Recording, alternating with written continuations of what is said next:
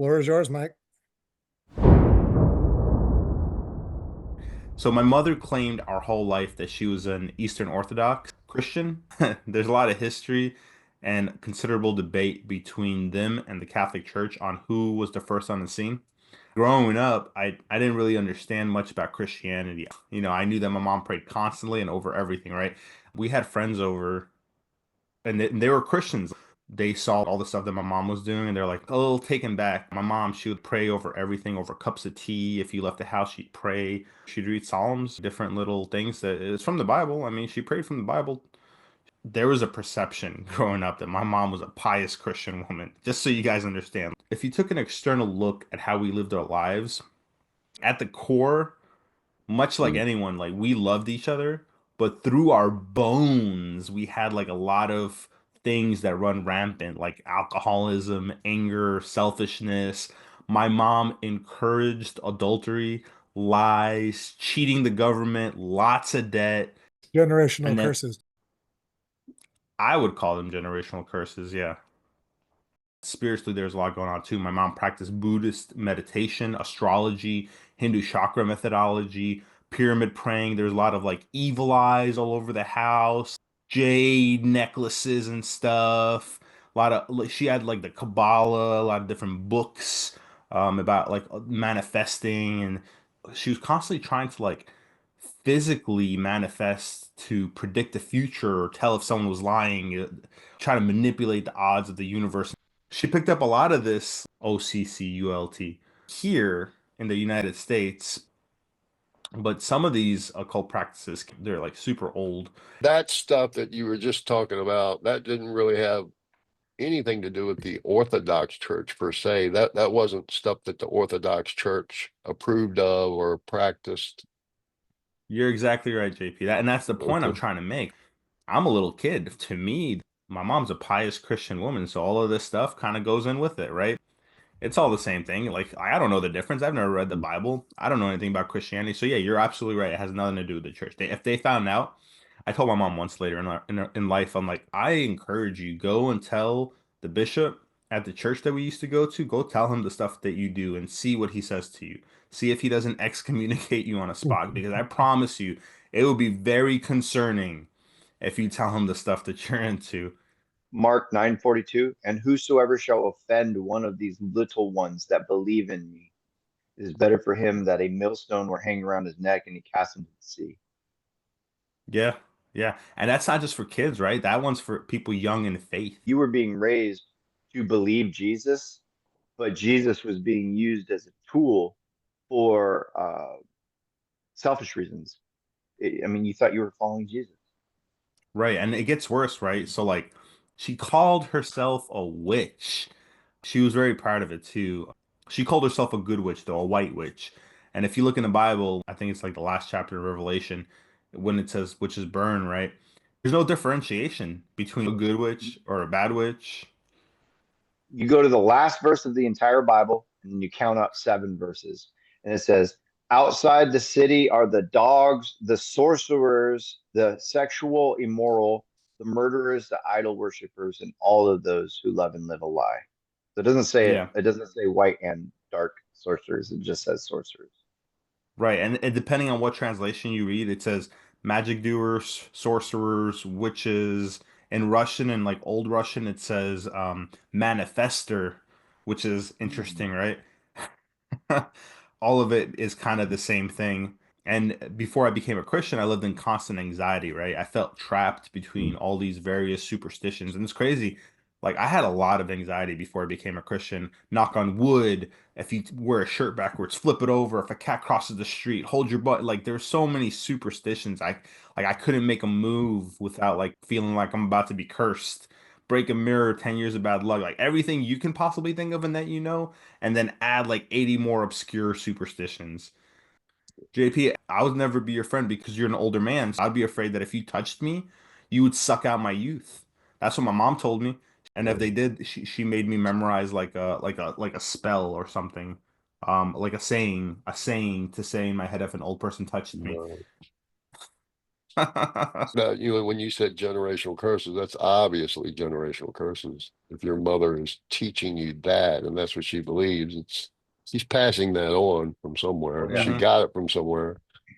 Basically, a generational curse is like when the vessel, the mom or the dad, they're preparing their children to receive the spirits that they have, and then that'll just keep going and going. So, like, say your brothers and your sisters, have they been prepared to receive those spirits? And They all have the same, up until a certain point, we all had the same beliefs. We were all exactly the same.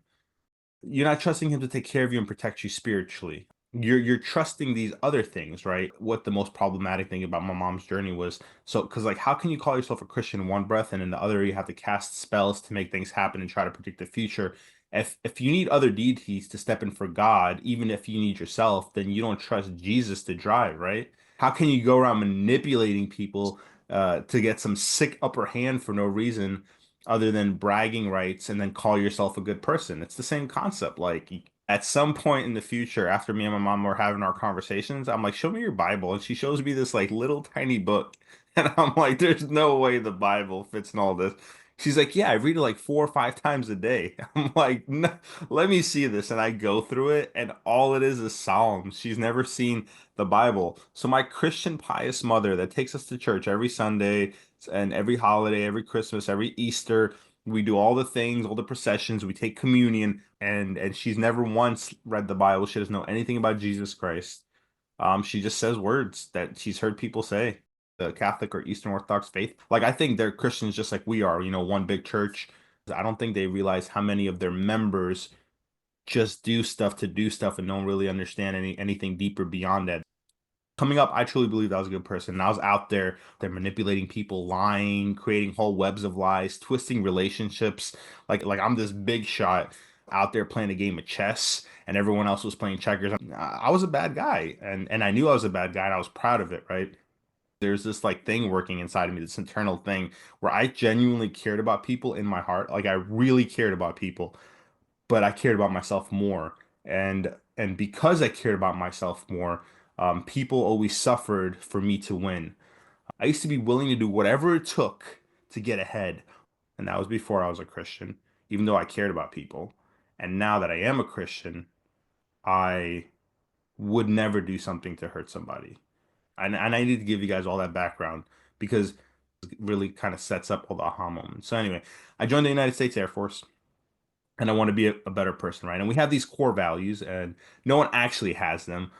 They're these ideals for people to meet. And in the Air Force, our core values are integrity first, service before self, and excellence in all we do. People like to imagine that they encompass these values, but I have yet to meet someone that has not lied to get out of trouble or to get ahead, hasn't been lazy, or found a way to put like their own needs first. And I say this to say that even back then, I recognized how much I sucked as a person and how much I wanted to be better, to be a believer, and I wanted to be a Christian. I just didn't know the way to it. And in fact, in basic training, this guy, Ben, he gave me a Bible um, to read. I had injured myself, so I was stuck in the dorm for a week, and he gave me a Bible to read. And that was the first time I think I read halfway through Genesis, and that's the most I've ever read. But when it came down to it, I always reverted back to what worked, what my mom indoctrinated me and what she raised me in. In the next 9 years, I met many people who changed my life. I met my beautiful wife, who had a wonderful 2-year-old boy who I love, and then she gave me two lovely daughters. And my heart kind of softened a little bit, and a lot of people helped me out, and I was becoming a better person by a worldly perspective. I always like went back to God. So if I had troubles or someone died, we had a friend that died, I went straight to the church and I prayed. If something was going wrong, I prayed to God. And a lot of people saying, well, you might have been praying to a different Jesus. No, no, I was praying to God. I was praying to the same God I'm praying to right now. In my head, my concept of God, the person that I was putting my mind and attention to was the person from the Bible that created the universe. That's all I knew about him. I didn't know nothing else. I didn't know anything. All I could pray to is the person that created the universe. Then there's only one person that created the universe, one being, and that's God. That's who I pray to. And I asked for help. And you know what the crazy thing is? He never helped me. God is the spirit, and those who worship him Must worship him in spirit and in truth. You were always in spirit, but you were never in truth. James 1, 5 through 8. If you need any wisdom, ask our generous God, and he will give it to you. He will not rebuke you for asking. But when you ask him, be sure that your faith is in God alone. Do not waver, for a person with divided loyalty is unsettled as a wave of the sea that is blown and tossed by the wind. Such people should not expect to receive anything from the Lord. Their loyalty is divided between God and the world, and they are unstable in everything they do. I prayed and I didn't receive any help. I still was struggling with whatever I was going through. So what did I do? I turned to mom. And I called my mom and I called her to fix things. And she would do her little prayers and she would do whatever she would do. And she would console me like a mother would. Because my mom genuinely does love us. Like, she loves us kids. She does. As far as like from a worldly perspective, my mom and dad, they're absolutely awesome. But yeah, so she would make things right. Like all of a sudden, I would pray to God, nothing would happen, everything would get worse, and then I would call my mom, and she would do her little spells and magic tricks, and things would get better. And I was like, oh man, this is the way. This is what works. This is good. And because Ken's right, I was with the evil side at that time. My mind was split. I was unstable in all my ways. I think it's And important like he did like you did pray to him and he still answered you by not helping you. By saying you need to worship me in truth, which you were not doing. First John 2, 15 and 16, I think. Do not love the world nor the things it offers you. For when you love the world, you do not have the love of the Father in you. For the world offers only cravings for physical pleasure, a craving for everything we see, and pride in our achievements and possessions. These are not from the Father, but are from the world. Right. so fast forward 9 years. I've learned how to put others ahead of myself, but at the end of the day, I'm still out to win, like number one, and take care of myself. Inside, I'm still me, right? So like, I'm moving into my new duty location, and they won't give me a 5 bedroom on base, and I really want a 5 bedroom on base. So I tell housing I would like a religious accommodation. So I try to use my orthodoxy to game the system and get a win. They didn't approve one. I mean, it wasn't a big surprise. I didn't think they would, but I thought maybe I'd give it a try. Everyone heard, I guess, from my sponsor that I requested this extra room because I'm a Christian. And Ken, he's like, "Oh man, this guy's coming to the office. Here he comes. This dude, he's gonna be wearing a big pilgrim hat, walking around all Christian, prancing around, all uppity, trying to. We gotta have to watch everything we say around him." He's like, "I don't want him sitting in this office. He didn't want me in this office." I ended up being a pretty cool dude. Everybody liked me. I became acquaintances with Ken, and I really liked him, and we kept in touch. There was a point where we didn't talk for like 2 years, I think. I actually unfriended. I had 333 friends, and I went all the way down to 25. Mike was in my cut. And then I messaged you like a year later. So I finished college, and I really want to become an officer, and my career's been really good. And aside from silly things here and there, I've been pretty high energy, very efficient. I won a lot of awards. So I put this package together for officer training school, and another really wonderful man, really good guy, helped me out, put it together, and then 2 years after I arrived, here I am leaving, going to training. Gage used to help me run and practice PT every day so that I could get like my run good for OTS. I think really things started going downhill for me from that point. Right around the time I got accepted to be an officer, a little bit after Ken retired, um, I started having this like there was this dream, and I had this like repetitive dream all the time. Me driving my car, and I'm just driving and I'm driving. I get kind of lost when the driving is long and obnoxious. I keep almost getting into an accident, and then I pull over and I come out, and there's like this giant demon standing in front of me, in right there. I wake up. I told my mom about it once, and she's like, "It sounds like this is before I went to OTS." She's like, "It's you're going down the wrong path, and whatever path you're going, you need to switch quickly and don't do it." If I wouldn't have become an officer, I would have never found Jesus. Things wouldn't have happened the way they happened. So I became an officer, moved to a new location. We'll call it the Sunny Base. I didn't think it was going to be tough. Things were bad. There were a lot of conflicts in this new place that I went, to the point where I was working anywhere between 12 to 14 hours every single day, and I lived an hour from base. So I'm working 12 to 14 hours, and I'm driving an hour there and back every day. I'm almost working 16 hours a day. I'm getting no sleep. Man, I never worked that hard except when I was deployed, but it was crazy. I was going through stuff, and then we had a young airman, and he committed suicide. Um, and that kind of hit me really hard. I think I gained like 50 pounds those 2 years. Things were fine. Like I've dealt with high stress, high pressure situations. I've dealt with more in my career than that. I don't want anyone to feel bad for me. But it was very stressful. Like I'm not going to deny that it was stressful. Closer to the end of that first 2 years, I started to hear like screaming in my head. I would be sleeping and it would be like in a cafeteria where when you were kids and you go to lunch and everyone in the lunchroom is just super loud and yelling and talking to each other. And it's just this loud. That's how it sounded in my head. And I would wake up in this cold sweat. And sometimes it would be just like mad screaming. Just imagine the craziest argument and you're like a little kid and your parents are just like screaming at the top of their lungs, back and forth, back and forth. And I would just like be in my mind and I would open my eyes and it would just go silent. And it was so visceral that it just felt like it was in that room. I asked for a deployment that came up. I just really needed to get out of there. I started smoking again. Was your mind always this busy? If I need to get on mission, I could think of 100 things at once. And if I need to like stop, I just go into like meditative mode and poof, turn everything off. But not during this time. During this time, my mind was wild. So I got my deployment.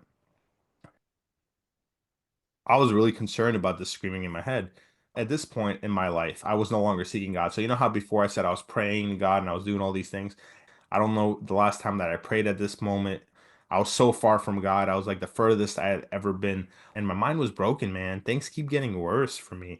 During this new deployment, I had a small team I managed and they were proficient and we were successful. But when I came home, I was broken. Like, so at work, everything was just super high energy, super successful. And then when I came to my hotel room, everything was just broken. And I surrounded myself with distractions like video games and smoking. And I called my wife one night and I told her, I'm like, man, when we get back home after this deployment, I'm gonna need to seek mental health. Something's wrong with me. And then in December 31st, 2021, I'm sitting here at 10 p.m. celebrating New Year's Eve with my mom and my dad back in my hometown. I'm telling my dad these funny stories of things that happened in my military career, and he's telling me funny stories of things that happened in his military career. And maybe some of you won't understand why this is funny, but one time Ken was walking out on the flight line right by the hangar where my desk was, but it was iced over and this guy slips and breaks his leg. And like everyone's telling me that he's like screaming, "I'm a veteran! I'm a veteran! You need to get help right now! I'm a veteran!" Like my dad didn't find it funny. I'm like, "No, Dad, it was funny. You have to see the video to understand it. I don't think you're gonna understand it." And I'm thinking in my head, how can I get this video? I'll just text Ken. I asked him for the video, and his very next message, he said to me, "You just want to laugh at me." So I lied to him and I said, "No, man, I just want to show my dad. I thought it was a crazy story." I definitely wanted to laugh at him, and he told me that he would send me the video if I talked to him about Jesus. But why would I care about that? I'm a Christian. I would talk to me about Jesus. I don't care. And it's not like that me and Ken went back far or anything. God knows what I like. He knows what my mind likes, right? So like he sent the into my brain the only person that could weasel his way in here. I guess people do say no. Like I guess that's a really normal thing. I guess people here talk to me about Jesus and they're like, no, ugh, I don't want to talk about Jesus. I enjoy talking to him. I remember talking to him at work a bunch of times, all the time, and we always had like really good conversations. So yeah, if he wants to talk to me about Jesus, I would talk about Jesus. And he started telling me this stuff, and it all kind of started making real good sense to me. It's opened up my mind. I forgot that I'm waiting for the video. I would have talked to him as long as it took to get that video anyway. But I at this point I had already actually kind of forgotten about it. My dad's like sitting there. He's no longer waiting for me. He's doing his own thing. And my mom comes up out of nowhere. She looks up at me and she says, "I don't know who you're talking to, but you should get off the phone." And I'm like, "Why?" And she's like, "Well, I just feel like whoever you're talking to is just not a good person, and there's some like real negative energies coming off of him, and you should really stop talking to him." But this is like intriguing to me because he's talking about Jesus Christ, and she's telling me that whatever we're talking about, whoever he is, he's has like bad energies, and we should get off the phone. She doesn't like how I'm so distracted and so into this conversation. She just keeps wanting to pull me away. She keeps talking about it like she's cooking. She's making these intricate meals. It all kind of hits me all at once. And I start to feel like this fear like shivers down your spine, but not the good shivers. You're excited and you feel the Holy Spirit. But like these are bad ones. You're being watched from the corners of the room and everything just doesn't like you at this moment and it wants to stop you and everything's there's just some kind of spiritual warfare in that room happening in that moment. My mom's getting angsty. I think her and my dad get into like this argument. I remember that night you had to go. Telling me, you're like, my mom's doing that praying thing again. You're like, no, you don't understand. She's doing that praying thing. I go, does she know how to test her spirit? First John chapter 4, it says, beloved, believe not every spirit, but try the spirits whether they are of God, because many false prophets are gone out in the world. Hereby know ye the Spirit of God. Every spirit that confesseth that Jesus Christ is come in the flesh is of God, and every spirit that confesseth not that Jesus Christ come in the flesh is not of God. And that is the spirit of Antichrist, where you have heard of and should come, and that even now is in the world. And I told you that like right before we had to go. I don't think I mentioned to her that verse because I just wanted like everything to just calm down. But yeah, you're right. She was doing the prayer thing that she does. So she does this thing where she goes into a state of anxiety when everything is not going her way, and she just goes into like this like heavy prayer, like to kind of stop the situation. But the situation wasn't stopping. The prayer wasn't working. I'm in this moment and everything is just like attacking me and everything feels super crazy.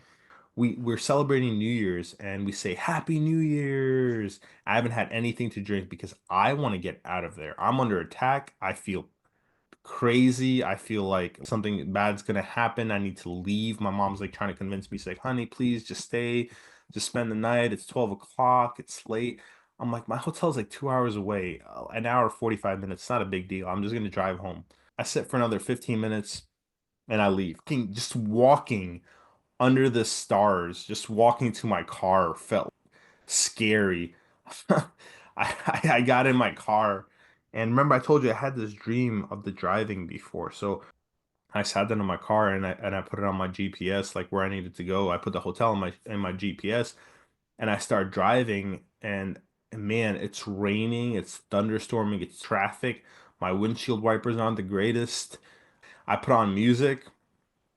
So like I'm driving home and that song goes on. James Young, I'll be good. And man, I go into like tears. I'm just crying. And it was just like Spotify, like the random songs that go on after your playlist. And this song is like nothing like my playlist was at the time. So I hear the song, it goes on and it plays, and man, I break down and I start crying, and everything starts making sense. Everything Ken has been saying to me for this like little conversation that we had our whole lives. I start flashing back to everything. Yeah, it just broke me. I was in tears. So anyway, I'm driving. My GPS says you have arrived, and I'm in this dead end. And I'm like, what in the world? And that dream, like that repetitive dream that I started to have, like I remembered it, and it was that moment. It was that spot where that demon was standing in front of me, except there was nobody in front of me. There was nothing there. It was just the end of a road. It was a dead end. And I'm like looking around and I'm like, where am I? And why didn't this take me home? And I look at my GPS and I put in my hotel again into my GPS. I've just driven 3 hours and my GPS says I'm still 3 hours away. And I'm just like freaking out. I'm starting to feel uneasy again, like back like how I felt at my mom's house. It's raining even worse. At some point on the ride, I eventually call Ken. Maybe this was the moment. I don't know when, but he talks to me for the rest of the night. So Mike called me back when he was driving, and then he ended up in his room. I guess he wanted me to talk to him the entire night. I don't know what time it was, but it was like 7 hours because he was going to go to church, but he had to wait till they opened. And he did not let me hang up. He didn't care what I was talking about, but I talked. I just talked. I was like, this is awesome. And then he was telling me, he was like, you said you felt like the whole room was closing in on you. You were super scared. I remember that. I felt the presence of demonic entities. I was so tired, but I couldn't go to sleep because I was terrified. I felt like someone was gonna kill me. And Ken's like, just find a church and go. Just that's what I did. I I went to the church. The pastor, I told him my story of everything that I went through and everything that happened, and he was blown away. And I asked him if I could get baptized. That's all I wanted to do, get baptized, because in my head, that's what saves you. You got to do the process. I'm so orthodox at this moment, right? You got to do the process. What I think was happening now that I get to look back at it from this perspective all these years later, I think I was legitimately under attack by my mom's familiar spirits, the spirits that me and her shared, that I grew up with. I think they saw me finding Christ and saw me walking away, and it was either kill me or lose me, and they were willing to take me back or kill me, one or the other. I was not going to survive this. And I think God was there, and I think He was protecting me the whole time. And I just was not in tuned and not aware and did not understand how to feel Him or what any of that felt like. And so I went to this church. I asked the guy to get baptized, and he asked me if I understood what baptism was, and I did not. He said that he would like for me to wait and learn a little bit and do a home Bible study with someone at the church. And by the way, let me tell you how dark whatever my presence was. When I arrived in that church, I mean, I wore my best clothes. It's like I was dressed like a hoodlum or something. I wore a good outfit. I wore a shirt. I wore pants. I wore a black jacket. But he felt so uneasy when I walked into his church. There's two police officers that actually became my friends later, but he had them sit down behind me to make sure that I don't do anything crazy. Because at the time there was like shootings going on in churches, and it was around the COVID time. A lot of crazy stuff was happening. But he felt some kind of like bad presence on me. Like I must have been disgusting to him. I sat through the sermon, and man, oh man, I heard every word he said. I've never heard a sermon in my life. Like I heard them, I've been present at them, but I've never heard them. I've never actually connected to my brain. And I sat there and I looked up and I heard every word he said, and it all made so much sense, and it was so perfect to where I was. I prayed and I worshiped, and everyone laid hands on me, and everyone prayed with me and prayed for me. And then he prayed for me, and he even gave me a book to study. I still have it. It's and just an Old Testament like study guide. That's just when I feel like I was saved, because at that moment, even though I didn't know it at the time, I wouldn't have turned away from Jesus. I felt at peace. I was able to go home. It was a temporary peace, but I was able to go home, and I was able to like relax, and I was able to like go to sleep, and I fell asleep, and I had like the best sleep, and I didn't hear the screaming. It came back again, but I didn't hear the screaming at that time. So there's more to the story. I actually, before I even went home, I went and bought a Bible. That's the first thing I did. I went and I bought a Bible. I stopped at a Jewish store on accident because I looked up bookstore, and it took me to like a Jewish bookstore, and I was like, and I asked them like, "Do you guys sell the Bible?" And they're like, "No." And I was like, "Okay." So I went to a Barnes and Noble and I bought a Bible at Barnes and Noble. It was right by the witchcraft section. So I bought the Bible, and I was so productive before this time, but now I'm not productive at work. At home, I'm I'm scattered all over the Bible. I'm reading different things. Like Kent's like read James, so I read James. I really get stuck on James. I think I read James for 6 straight months.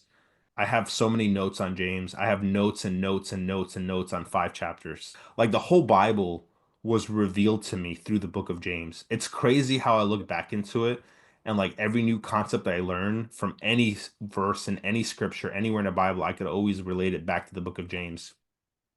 And I'm going to this Bible study with these people, and I'm talking to these people, and I start coming up with ideas and like my own kind of realizations, revelations, and people just love it. They just love it. They're like, "Oh man, you should be a preacher. Like you know this so well. You're a new Christian." And I'm just like kind of almost getting full of myself. And I tell Ken, and Ken's like, "You should probably like step back and not do that. Step back and learn, because you can become a false prophet." 2 Corinthians 11, 3 and 4. But I fear that somehow your pure and undivided devotion to Christ will be corrupted, just as Eve was deceived by the cunning ways of the serpent. You happily put up with whatever anyone tells you, even if you preach a different Jesus than the one we preach, or a different kind of spirit than the one you received, or a different kind of gospel than the one you believed. And then 13 through 15 says, these people are false apostles. They are deceitful Mm. workers who disguise themselves as apostles of Christ. But I am not surprised. Even Satan himself disguises himself as an angel of light. So it is no wonder that his servants also disguise themselves as servants of righteousness. In the end, they will get the punishment they deserve. And it kind of scares me a little bit because he's right. You know, I spent so much time with my mom and I spent so much time in that evil world. And me and Ken are talking like all the time right now. And Right. he's kind of Scripture like my break. checks and balances. I took a step back. I shut my mouth. I read James chapter 3 where he says, you know, to shut your mouth and listen. And so that's what I did. And I just listened and I learned. And I talked again with Pastor Dave and I told him how I understood baptism now and what I understood about accepting Jesus Christ and believing and that I really want to take a commitment to the faith. And I told him, I'm like, I feel like I'm already saved. I really do. I told him, I feel like I've accepted Jesus Christ and I'm saved. I just want to do this in obedience. I just want to do this because, like, to show God, you know, that I love him and that I do anything for him. And I know it's symbolic. I get it. I get it. And I know Jesus tells us to do it and we have to do it. I get it. People all of a sudden start questioning your like understanding of scripture if they hear one little thing that you say that doesn't necessarily mesh with how their mind works. For instance, if I say you should get baptized, you have to get baptized. Jesus tells you to get baptized. They're like, well, you don't have to be baptized to be saved. Well, yeah, man, but not everything's about salvation. Do you not love God? Do you not want to do what he told you? Do you not want to be obedient to him?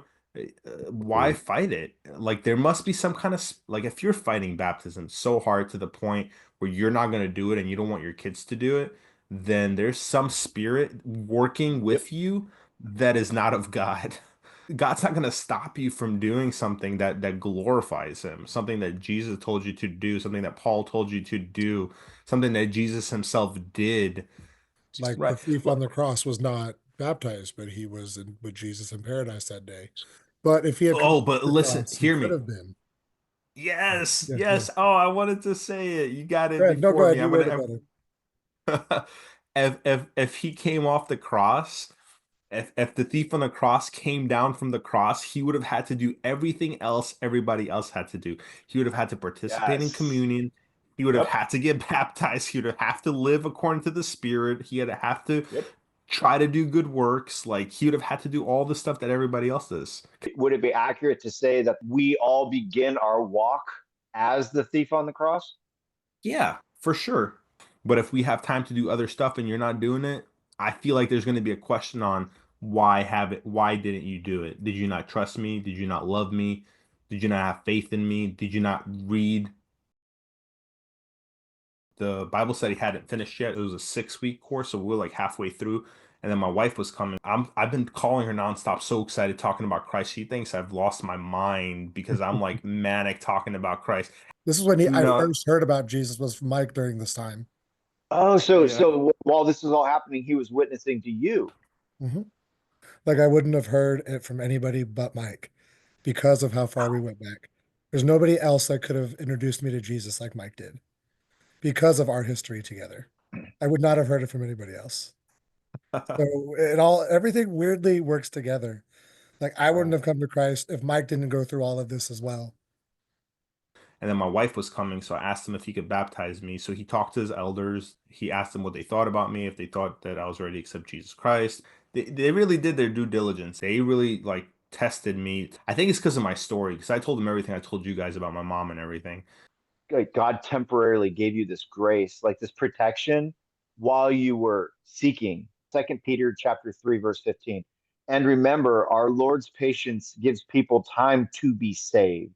This is what our beloved brother Paul also wrote you with the wisdom God gave you. My wife is there and she's terrified. She's like, man, I don't know what this is. She's secular at this moment. So she's like, I don't know what you're taking me to do, but I don't feel comfortable about it. And like we're driving through all these woods because the church is like a little far out. And she thinks she's about to get murdered. We get to the church and she's like, she's scared. I'm still hearing voices at this time. When I'm in church and I'm praying and I'm around godly people, I'm talking about God, everything is at peace and calm. But sometimes when I'm back in the world and I'm at work or at night, I'm still hearing the voices and everything is just crazy and I'm smoking and I'm being pulled in two directions and I just can't, it won't stop. We get there and I take the oath and I say, I accept Jesus Christ. And I remember I'm like thinking in my head, man, Jesus, I love you and I want to be forever and I'm never going to turn my back. There's what's happening here, there's what's happening here.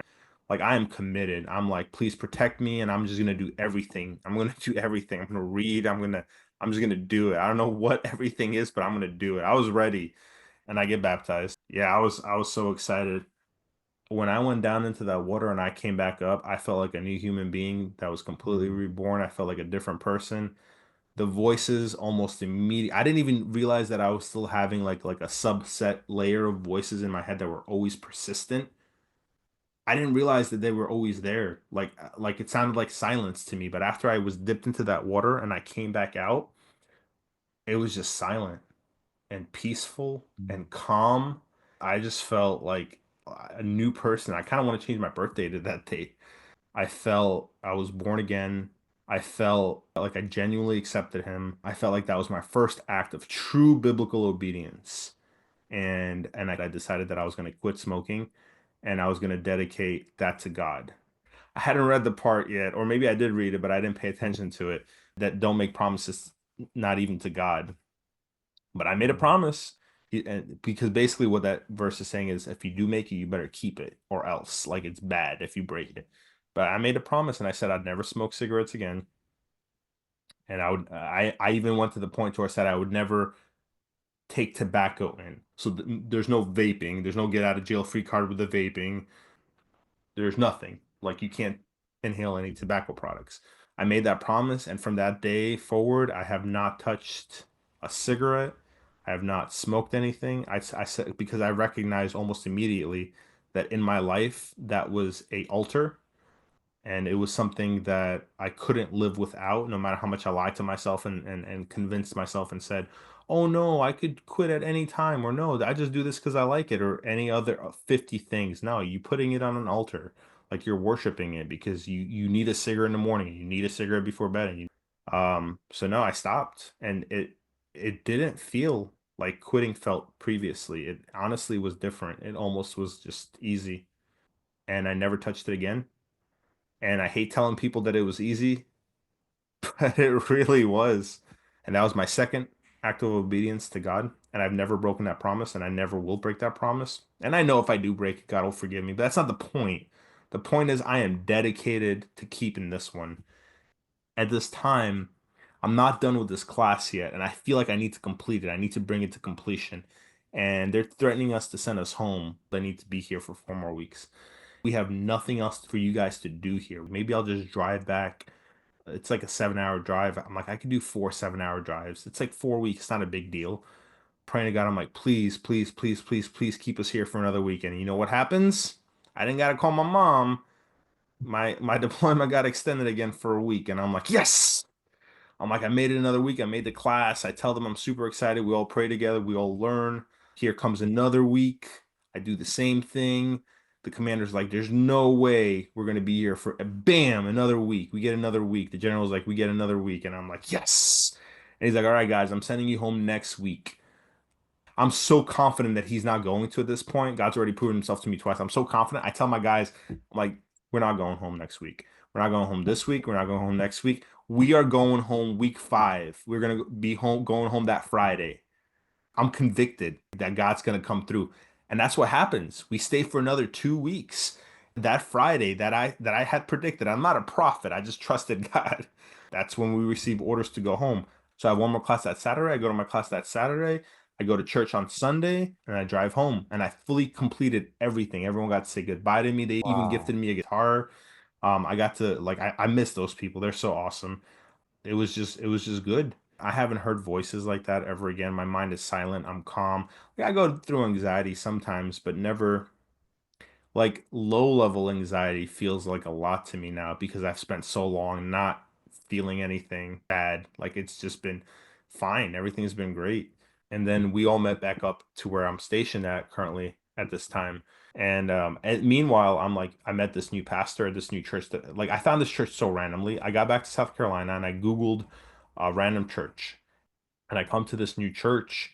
I don't really like his first sermon. I decided I'm not gonna go back. I'm comparing it to Dave's sermons, and Dave's sermons were so next level, and this was just so like basic. I know that I haven't been a Christian for very long, but I just feel like I'm so past the basic information at this point already because I've just been in the Bible like every single day. I told him that I wasn't a fan of it. It really did, like I didn't like it, and it just didn't hit me, and that we might be trying a different church next week. And he just told me to come back one more week. And I did, and it was the best decision I ever did because I came back, man, that next sermon blew me away. I don't think he's had a bad sermon after that, honestly. Yeah, and after that he started talking to me all the time. When I used to teach the Wednesday Bible study for the kids, we would stay back afterwards and we would like talk to each other till like 10 p.m. Like it would be done at 8 and we would sit there for 2 hours in a cold parking lot just talking about scripture. But anyway, so I asked Ariel, I talked to her, I'm like, hey, can you start coming to church with us? And of course she's gonna say yes. She has nothing against church. She doesn't believe necessarily. She starts coming to church with us. I get really annoying and force her to take this Bible study rooted. She does it. She goes. I'm like, come on, I'm gonna look bad if you don't come or whatever. Long story short, without revealing my wife's testimony, if she ever wants to give it herself, my wife gets saved. She finds Jesus. She asks Tim to baptize her and everything. And my kids took on the church right away. They loved everything about it. They read the Bible. They read the stories. They took Jesus on real quick. My kids are really young. The older two wanted to get baptized almost immediately. So my younger daughter was about to go into surgery, and independently of us, independently of anybody else, the weekend before surgery, she went up to Pastor Tim and she said, "Can you baptize me?" He's like, "Yeah, of course." And like as soon as the services were over, he filled up the bathtub in the back, told everyone to stay back. She tried doing it once before. She bailed because she was scared, but this time she had to do it. She felt like she had to do it. Somehow in this little tiny brain of hers, she convinced herself that before she goes into the surgery, she needs to get baptized. And she did. She got baptized and she got the surgery. It went flawlessly. Out of all three of them, she's the one that's like really best prayer, most spiritual, really loves Jesus, loves God, will correct you on anything that you do wrong almost immediately. It doesn't get it from us because me and Ariel haven't lived that type of life. My oldest daughter, she had the most improvement because before she was saved, she was struggling with a lot of generational demons from my family, stuff that I couldn't have possibly taught her.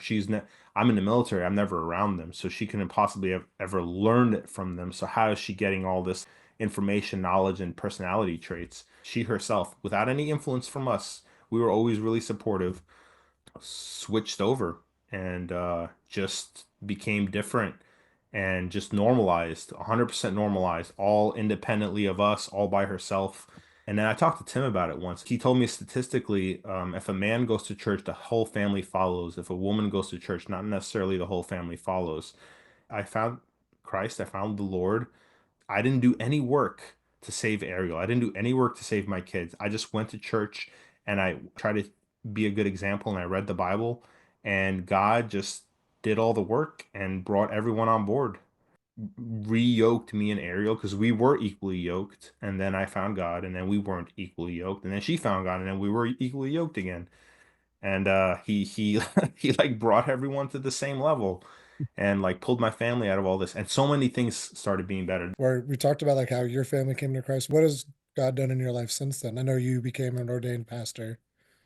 So after I left the New Jersey congregation and found a congregation in South Carolina, I kind of felt like that was like my home. Pastor Dave did amazing stuff, and those guys really helped me come to Christ, but I wasn't there long enough to kind of create bonds and a relationship. Since then, Tim kind of took me under his wing, and he's taken me to conferences. He's taught me a lot of stuff. We had a lot of discussions. We had a lot of debates and disagreements. He's let me have a voice in the church. He let me practice preaching. Obviously, he would approve the sermons. Him and the elders ordained me.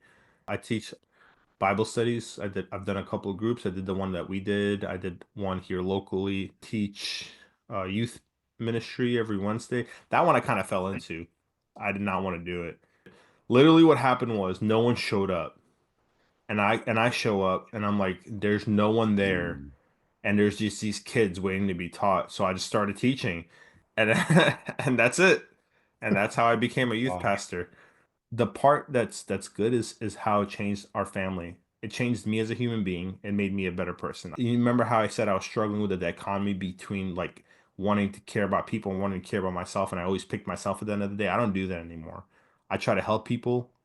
Ken used to make fun of me because I had this "I love me" wall. He would call it an "I love me" wall. It had like all my trophies and awards, and I would hang them all up, and all my plaques and certificates. It's all in the box. I don't worship myself anymore. I help people as much as I can, and yeah, if I struggle, I struggle. I count on God, and sometimes I get nervous and anxious, just like anyone, and I try to lean on God and try to get rid of it. God always comes through 100% now. Through anything I pray about, it always comes to fruition. And I don't have selfish prayers. I don't ask for money or to win the lottery. I say things like, I don't know what to do with this situation. Please let me have a conclusion. I let him have the decision of where to take me, and I just tell him like what I'm thinking, and it always works out. It's always worked out. My family relationship is better. My relationship with my kids is better. My relationship with my wife is better. We are stronger now than we have been in 11 years of marriage. Same thing with my kids. Our bond is stronger now than it's ever been. My community is better. I have people that I want to spend time with. I want to go back to South Carolina.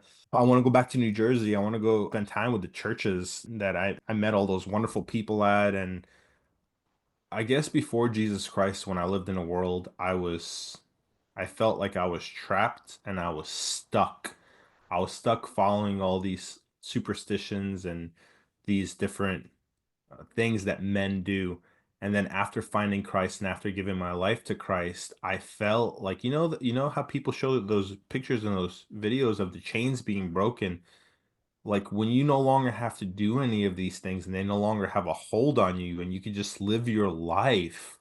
It's just so freeing. I don't have to worry about possessions. I don't have to worry about spiritual attacks. I don't have to worry about bad luck. I don't have to worry about having a hole in my sock or a lucky rabbit's foot. I don't got to worry about none of that stuff because God's got me. Jesus has got me. And it's just so freeing. You will never know what that freedom feels like until you give your life to Christ. Even when things absolutely suck, because I mess up my financial stuff, still trying to fix everything and pay everything back. Things are still great. Like I can go to sleep and I just laugh and I thank God. And I always get so mad at myself for stressing out throughout the day because at the end of the day I just realize I got food on the table, my family's happy, everyone's fed, everyone's going to school, everything is fine. Everything is fine. And it's awesome. Yeah. Yeah, that's my testimony. So